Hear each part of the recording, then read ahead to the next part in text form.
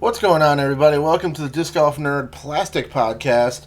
In this episode, I'm going to get a little bit negative for you guys. Not something I do often on my channel. I try to keep it real lighthearted and, just positive. Talk about good things. That seems to have brought a very positive audience to my channel, which I deeply appreciate. And I'm not going to be too rude or disrespectful about any of this, but I just want to talk about some pet peeves that I have with the game of disc golf. Just some things that kind of get on my nerves a little bit, and really just discuss this stuff by way of, hopefully inspiring people to take this kind of stuff into consideration, some of it at least, and then also just to talk to you guys about disc golf. I like to do that. Let me know in the comments what some of your some of your issues, some of the things that annoy you about disc golf are, and we can get a discussion going here. But yeah, not meant to upset anybody per se, but just some stuff that kind of gets on my nerves. I want to talk about. I think it's only fair to talk about the dark side of disc golf every once in a while. Okay, so I got a list here that I'm going to work off of. One thing that definitely annoys me about disc golf is big groups on the course that don't let you play through. If you have any more than 4 people on your card, you should really be letting people play through your group. I really feel like if you're 4 people and then a group of 2 comes up behind you, or especially a single person comes up behind you, either ask them if they want to jump in and play on your card there. Like, that's totally fine. I've done that plenty of times. Or just let them play through. I've been playing golf by myself, and I'll have like a 4 or 5 person group in front of me that I'm just waiting for the entire round. And even when I catch up to them on the tee pad, they never mention anything about, oh hey, you want to play through real quick, or you want to join us, or anything like that. It's a huge pet peeve of mine. It's really disrespectful, so just keep that in mind, guys. Especially this is for beginners. These kind of tips. If you got a big crew of people out throwing, that's amazing. I'm happy for you for sure. I don't often have big groups of friends to play with, unfortunately. So if you do, that's great. I'm happy for you. But if any smaller groups come up behind you, let them play through, and just if you're going to take a long time when you have 5 or 6 people. So yeah, anything above I would say, I don't even know, 6, 7 people. It gets a little bit ridiculous in general, even if you are letting people play through to have a group that big. But it happens, and you're totally allowed to do that. But just try to be respectful and remember the people are waiting behind you. That's definitely a pet peeve of disc golf. Another one, safari rounds. I'm really not a fan of when tournaments use a safari layout as a final 9 or something like that, because it's not the course. I'm not a big fan of safari layouts in general, because that's not the way the course was designed. If it's a well-designed course, why are you playing it in some wacky way when you should just play the intended layout of the course? I think that's always beneficial. But the main thing about safari rounds that get on my nerves is times where I'm playing, I have a little group or whatever, and I'm playing, and then all these discs start flying from a weird direction into my path. I have no idea what's going on, and I find out that this group of people are playing Safari, and they've just decided to jump in front of us and just basically play right through the middle of our round as we're playing the intended layout, and play Safari from, they were throwing on top of a picnic table over to this other basket, and it was just the most ridiculous thing I've ever seen. It was just the most, just completely just totally disrespectful and absolutely absurd. So if you're going to play a safari round, you really just cannot live with playing the course the way it's intended. I'm going to recommend, why don't you go play a different course, maybe somewhere you've never played before. I understand not everybody has that option. You have a course that's your only course in town, and you want to mix it up.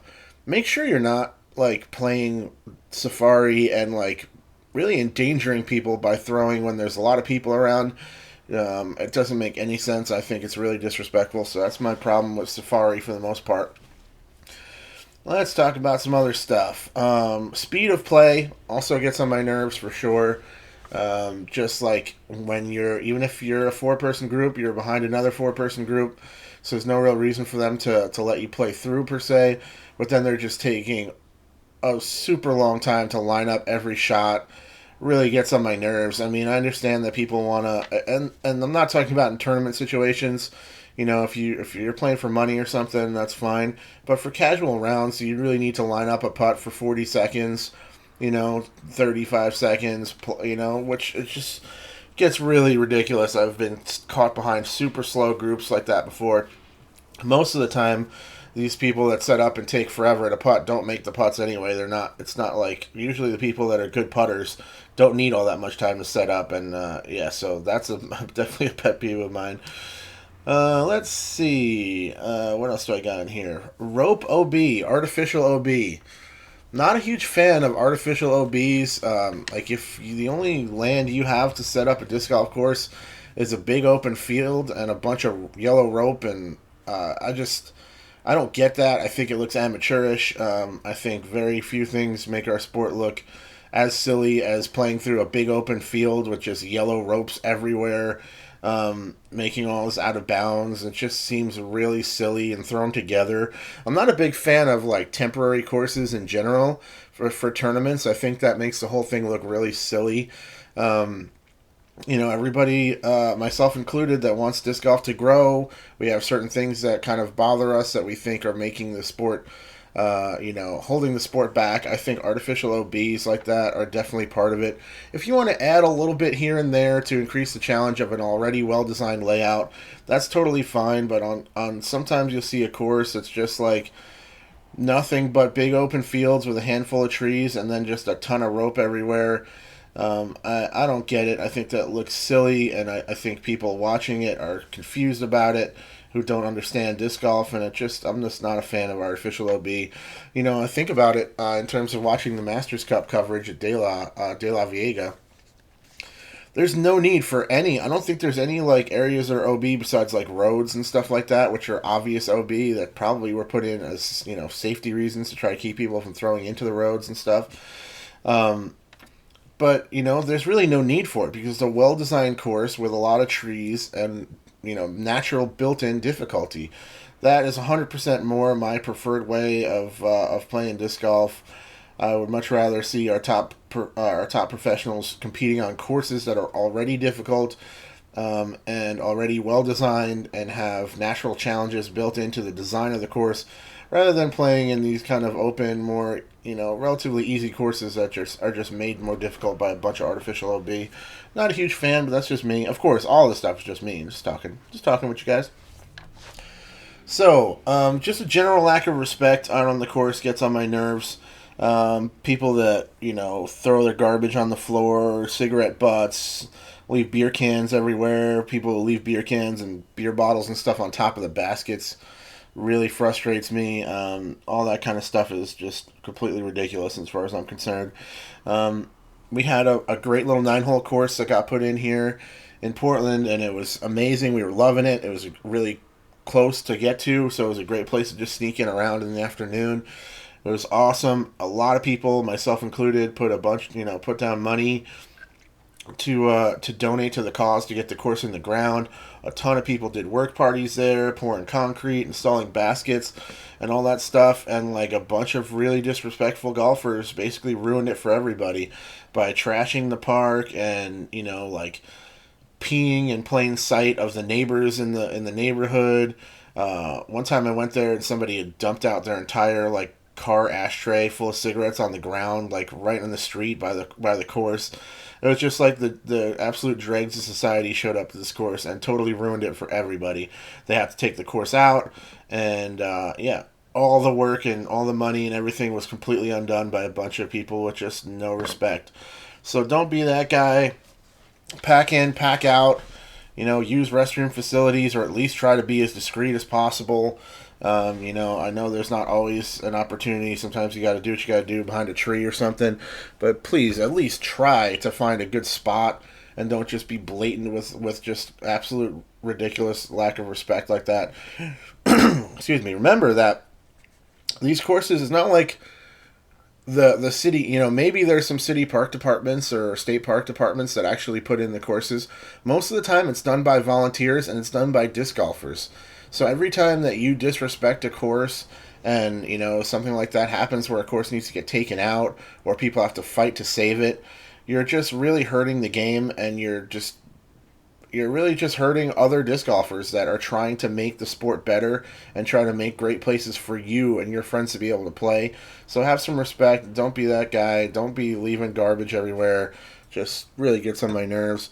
The whole big groups thing, the safari thing, speed of play, all that stuff really can just be boiled down to respect.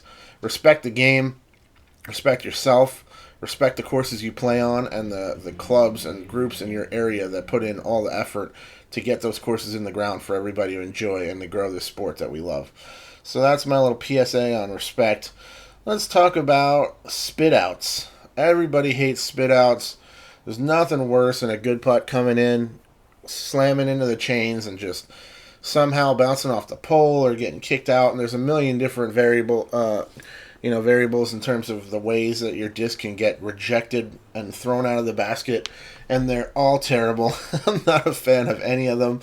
Another thing that I think makes our sport look really amateurish is when our top competitors are out playing and they're hitting good putts that are just getting thrown out of the basket. It just makes the whole thing look really silly. I think baskets need to catch better. I talked about this in episode 1, how I'm against smaller baskets or baskets with less chains, because I think our baskets need to be catching better and not worse. If you want to design a small basket, that's fine, but it needs to catch extremely well, because just having a basket with less chains sounds like the worst idea ever to me. You're just going to have more and more spit outs, and nobody likes that, and makes our course look totally silly.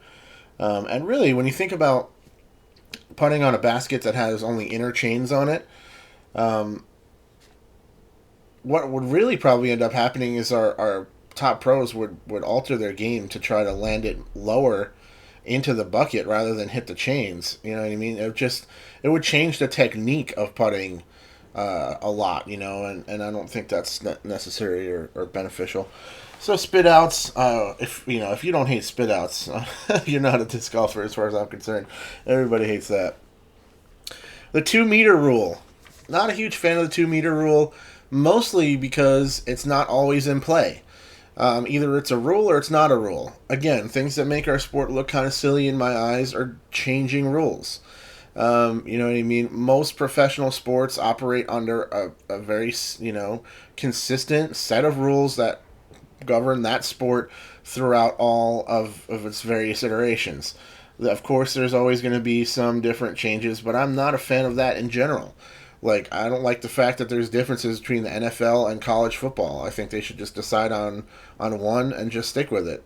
Same with basketball and every other sport. I think they should just have a set of rules that everybody follows. But with disc golf, either the 2-meter rule is a rule or it's not. I just don't like the fact that you can institute it if you want to. It's not something that people have to deal with all the time. And I also don't really like the fact that there's a lot of kind of random luck involved. 2 people could throw the same high spike hyzer over the top of the trees, and one of them can fall out, and the other one can just barely somehow get held by a tiny branch in a slightly different area in the tree, and now they're taking a penalty just because it just didn't fall down out of the tree. Where they both threw the same exact shot. Of course, lots of other rules have random things to them, like OB and stuff, where you can roll OB and all that kind of stuff. But I just don't see the need for the 2-meter rule. But ultimately, it just gets on my nerves because it's not a solid thing. I just wish they would just one or the other. Either we're playing it or we're not playing it. I never play it in casual rounds. I'll say that. I don't count that at all. Just because, again, it's not a firm rule. If it was a firm rule at all times, I would play it 100%. And I would, I'm ruthless to myself in terms of scoring. I don't give myself any breaks on scoring or foot faulting or any of that stuff. Even if I'm playing by myself, I make sure that I'm on it. Sip of coffee. Let's keep going here. What else do we got? Well, this one I listed as course meddling. What does that mean? Okay. It gets on my nerves when I play a course and all of a sudden I get there and there's like a new basket location that I've never seen before. It's not listed. There's no T sign to let me know where it is, and so there's times where I've thrown a shot thinking I know where the basket is, and then I get down there and the basket's somewhere totally different, and it messes with my score, and it just gets on my nerves. And one major example of this was at Rooster Rock State Park, one of my favorite courses, one of my home courses I play a lot. I was in the woods there, and there's this little short backhand hyzer, kind of putter hyzer shot that's a relatively doable too, pretty easy, but there's still plenty of trees to navigate to get to it, clean. And it was a good little shot, not terribly difficult, but it required a technical throw up and around.